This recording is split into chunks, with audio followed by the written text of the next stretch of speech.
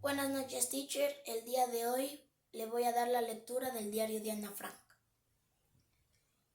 Jueves 18 de marzo de 1943.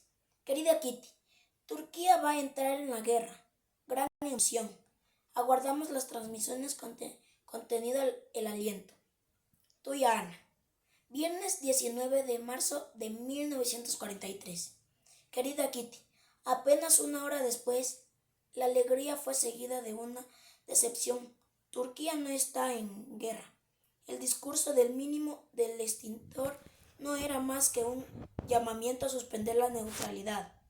Un vendedor del centro de la ciudad había gritado: Turquía al lado de Iglesias. Sus diarios llegaron hasta nosotros con sus falsas noticias y desengaño. Los billetes de 500 y de 1000 florines van a ser declarados caducos. Quienes se ocupan del mercado negro, etc., van a verse en apuros, pero es mucho más en serio para los propietarios que ocultan su dinero y quienes, más escondidos por la fuerza de las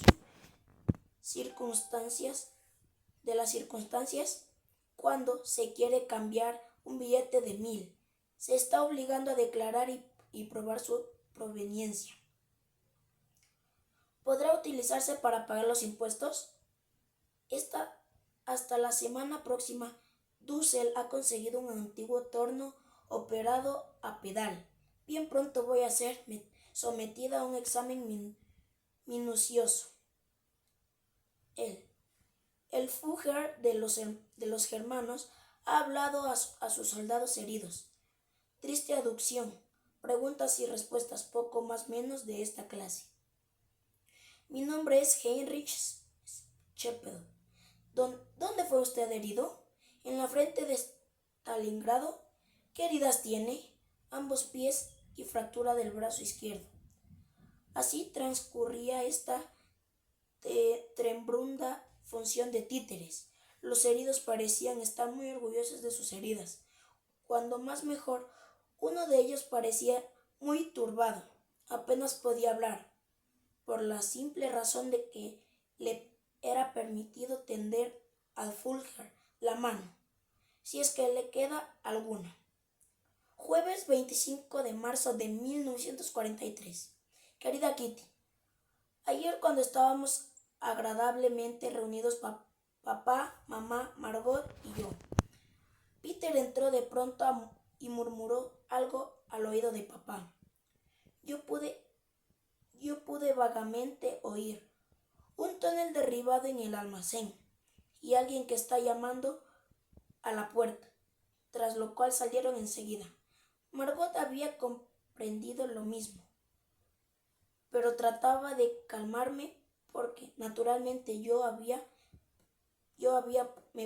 me había puesto pálida.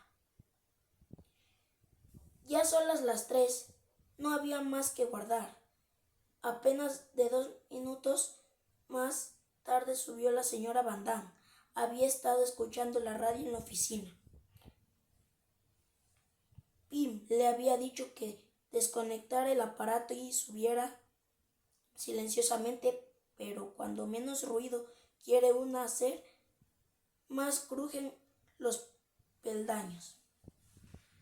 Después de otros 5 minutos, Peter y Pim reaparecieron muy pálidos. Nos contaron sus desventuras. Se habían puesto a escuchar el pie de la escalera al principio sin resultado.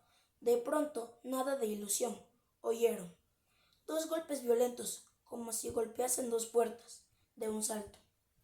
Pim subió hasta nuestra casa. Al pasar, Peter avisó a Dussel que, como siempre, fue el último a unirse a nosotros. Todos nos pusimos en marcha para subir a casa de los Van Damme, no sin antes quitarnos los zapatos. El señor Van Damme estaba en cama con resfrío. Nos agrupamos alrededor de su cabecera para imponerle en voz baja de nuestras sospechas. Cada vez el señor Van Damme tosía, su esposa y yo casi nos desmayamos de miedo. Por fin, Uno de nosotros tuvo la luminosa idea de darle codeína. Los accesos se calmaron inmediatamente. Tras una espera interminable, supimos que ya no se percibía ningún ruido. Los ladrones habían oído nuestros pasos en aquellas oficinas cerradas y habían emprendido la fuga. Pensamos con aprehensión en el receptor de radio, a cuyo alrededor las sillas formaban círculo, y que todavía estaba sintonizado con Inglaterra. Si la puerta hubiera sido forzada y si los encargados del cañón antiaéreo denunciaran tal irregularidad a la policía, las consecuencias no podrían ser más serias. El señor Van Damme se levantó, se puso el abrigo y el sombrero, siguió a papá y ambos bajaron la escalera. Peter, que para mayor seguridad se había armado de un gran martillo, se unió a ellos. Las señoras Margot y yo quedamos en una espera antiguosa durante 5 minutos. Por fin, los hombres reaparecieron para decirnos que todo estaba tranquilo en la casa. Quedaba entendido que no utilizaríamos el agua de los grifos ni la descarga del Lagusi, pero la emoción causó el mismo efecto en cada uno de nosotros. ¿Puedes imaginarte cuál era la atmósfera después de que todos hubimos visitado el retrete? Cuando un incidente de tal clase sucede, siempre hay un montón de cosas que se suman a él, y este caso, primero, el carillón de Western dejó de sonar, y por lo tanto yo veía privada de ese amigo, infaliblemente me hundía confianza. Segundo, nos preguntábamos si la puerta de la casa había sido bien cerrada la víspera, porque el señor Bosen había partido antes de la hora de esa tarde, e ignorábamos si Eli pensó en pedirles las llaves antes de que se fuera.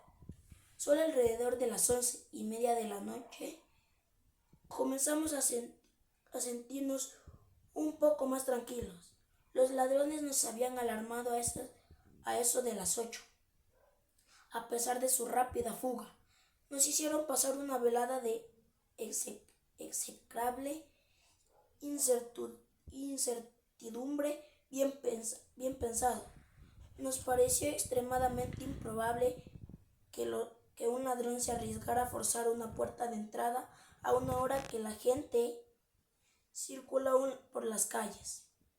Además, alguien surgió que el capataz de nuestros vecinos podría haber trabajado hasta más tarde, que el ruido podría provenir de allí, puesto que las paredes eran delgadas. En tal caso, la emoción general habría